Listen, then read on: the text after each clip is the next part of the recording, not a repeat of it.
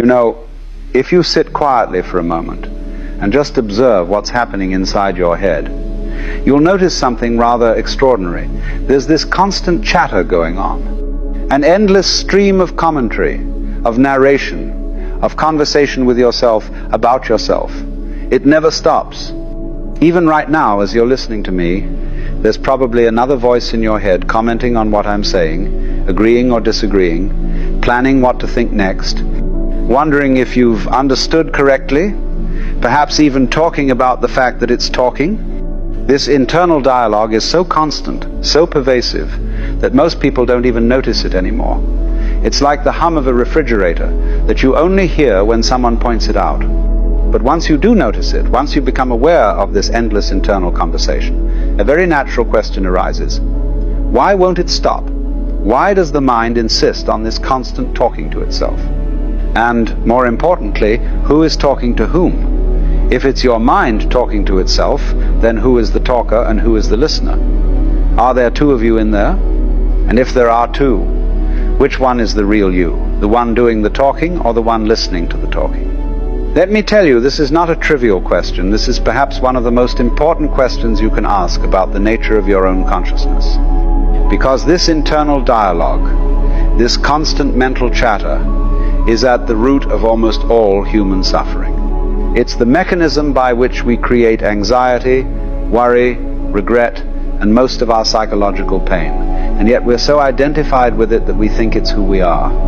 Let's start by examining what this internal voice is actually doing. If you pay close attention, you'll notice that it's doing several things. First, it's narrating. It's telling you the story of what's happening. I'm sitting here listening to this. I wonder what he'll say next. This is interesting. I'm not sure I agree with that. It's like a sports commentator giving you a play-by-play of your own life, except that you're living the life and providing the commentary simultaneously. Second, it's evaluating. It's constantly judging everything that happens as good or bad, pleasant or unpleasant, desirable or undesirable. I like this, I don't like that. This is going well, this is going poorly, I should have done that differently, I hope this continues, I hope that doesn't happen again. On and on, an endless stream of evaluation and judgment. Third, it's planning and rehearsing. It's constantly projecting into the future, imagining scenarios, preparing speeches you'll never give, having arguments with people who aren't there, worrying about things that might happen, fantasizing about things you hope will happen. I'll tell them this. If they say that, I'll respond with this. What if this happens? I need to remember to do that. Tomorrow I'll do this differently. Fourth, and perhaps most insidiously, it's maintaining your sense of identity. It's constantly reminding you of who you are, what your story is, what happened to you in the past, what you believe, what you like and don't like, what you're afraid of, what you hope for. I'm the kind of person who I've always been. I could never. I remember when this is just like me too. It's like a propaganda machine working tirelessly to convince you that you are this particular character in this particular story. Now, why does the mind do all this? What's the purpose of this endless chatter? Well, fundamentally, it's trying to maintain control.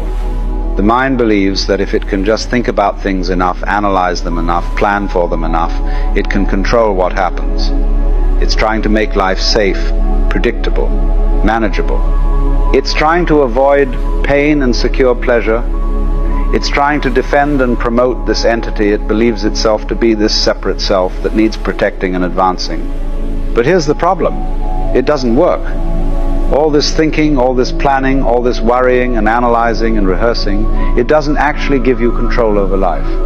Life continues to unfold in ways you don't expect and can't predict. Things happen that you didn't plan for. People behave in ways you didn't anticipate. And yet the mind keeps on talking, keeps on trying, keeps on believing that if it just thinks a little harder, plans a little better, worries a little more thoroughly, it will finally achieve the control it seeks. It's like someone standing in a boat trying to push the boat forward by pushing on the mast. They're putting in tremendous effort, getting exhausted, and yet the boat isn't moving. But they keep pushing because they don't understand that they're part of the system they're trying to move. They think they're separate from the boat, that they can push it from outside. But they're in the boat. Their pushing doesn't move the boat, it just wastes energy and creates frustration. In the same way, the thinking mind believes it's separate from life, that it can think about life, plan for life, control life from some position outside of life. But this is an illusion. The mind is not separate from life, it's part of life. All this thinking is life thinking about itself, life narrating itself, life judging itself. And it's fundamentally unnecessary. Now you might object, but surely some thinking is necessary. We need to plan, to solve problems, to make decisions. And yes, of course, practical thinking has its place. If you need to get from point A to point B, you need to think about the route. If you have a problem to solve, you need to think about solutions.